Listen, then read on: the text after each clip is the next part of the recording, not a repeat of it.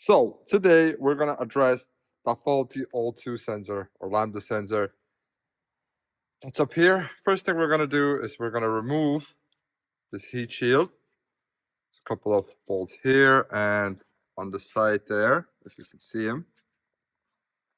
Right, our new O2 sensor is in this box right here. There's the sensor, and I couldn't find my one, so I bought a new one of those as well. So, no more time to waste. Let's go do it. And I started off by removing the heat shield. The bolts were a little rusted, but we managed to get it off nice and easy. So I'll bring you in here. This is where it lives. This is the plug we have to unplug. This is the actual sensor itself. Okay. This is just an extra one that was in there. Let's unplug that so I can tuck these back. And don't know if you can see it, but the sensor is right under there. So it might be better with a bit of flash. The sensor is right there. So we're gonna get our socket on top of that, and we're gonna see can we loosen it with no hassles. Let's go. Now, normally these can be quite difficult to take out, but this one wasn't seized and it went out beautifully. Oh, here it is. A little troublemaker. Set it aside, take out the new one, put it in, and see how we're gonna have that code return. Now, what I like to do is compare the two parts just to make sure that they're right. These will completely identical. Twist it around this way, it's exactly the same. This is gonna sort out our issue. Let's go install it. Now the install was super easy. The only thing we had to do was add a cable tie to strap down the connector because we didn't want it flopping around.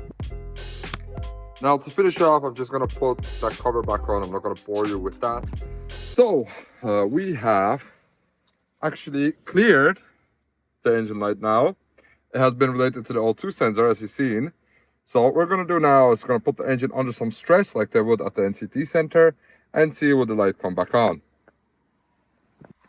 Okay, so I have revved this engine like mad and no error has came back up. I've also run the diagnostics. No error there either. All the smoke seems to clear out of the exhaust as well. So hopefully this time she'll pass the NCT.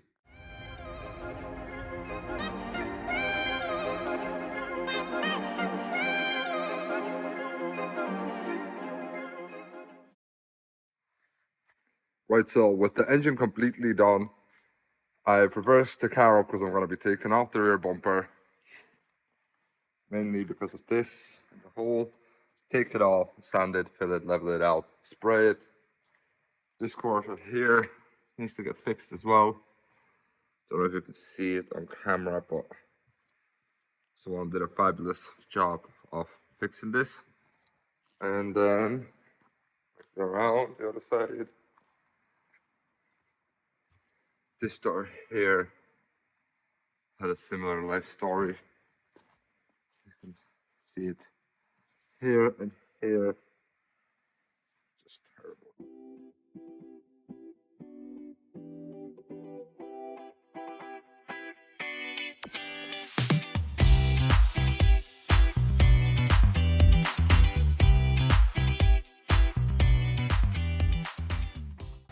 So I have all the bolts off, but I'm just going to show you the locations on them.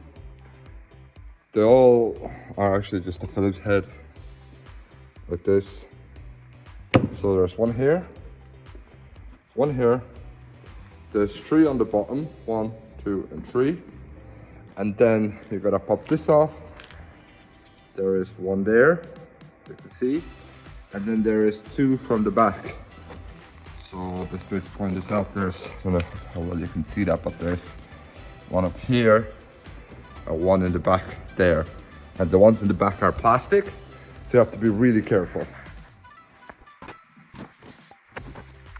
So there's actually 1 more, and it's a 10, and it's right by the exhaust. See, on this latch here,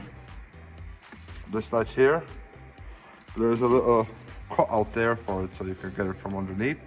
I'm gonna go get to that now. So Cut the bumper off. Now we can actually see the extent of the damage here. See, this is cracked, bent all the way down here. This is coming through. So what we're gonna do first is we're gonna sand this down to get like an even surface, and then we're gonna get some heat and try and bend it back into shape. I mainly just get rid of the high spots, so then we can putty it, glaze it over, and it should look good as new.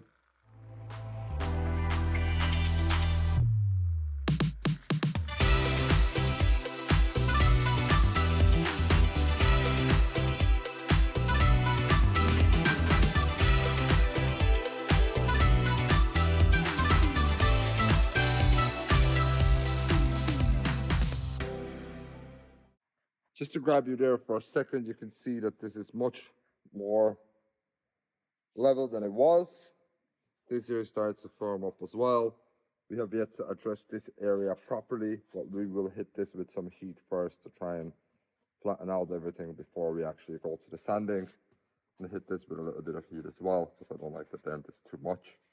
But this up here is pretty much flush at this stage. There is still that little gap there, as you can see, for the crack, but we're gonna either stitch that together or glue it, because I think 2 parts glue will actually weld this well. All right, so that's gonna be it for now. Let's get back to work.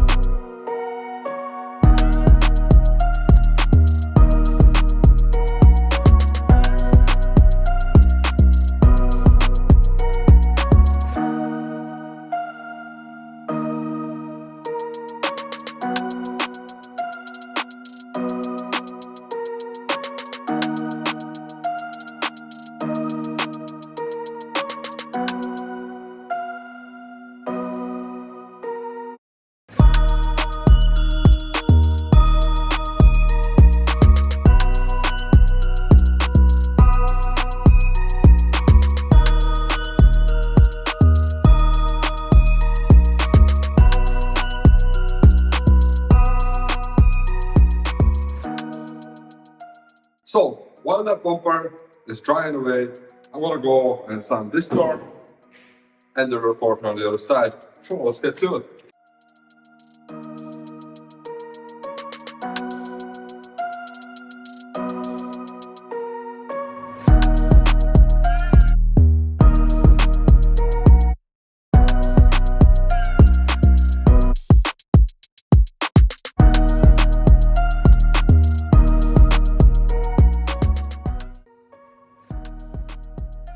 Now this dent right here was a bit of a disaster, because I tried to use the same method I pulled on my Corolla with the self-tapping screws, but it just didn't seem to work at all. No matter what I tried, where I put them, it did not work. So I finally gave up, tapped down the highs, and I filled it with some filler. That was pretty much it. I forgot to record the part where I sanded and primed it. Oh well, it is what it is.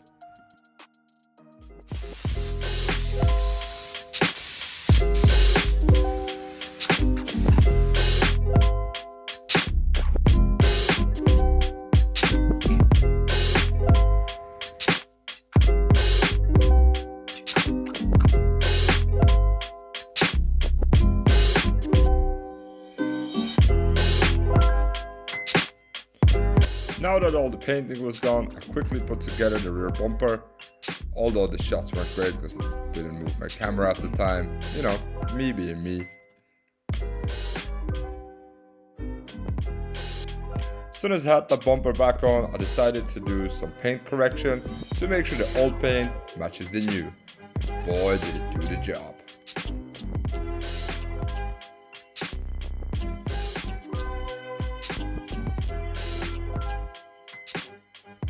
To finish it off, I decided to protect it with some wax. Not only does it protect the paint, but it makes it shine a lot brighter.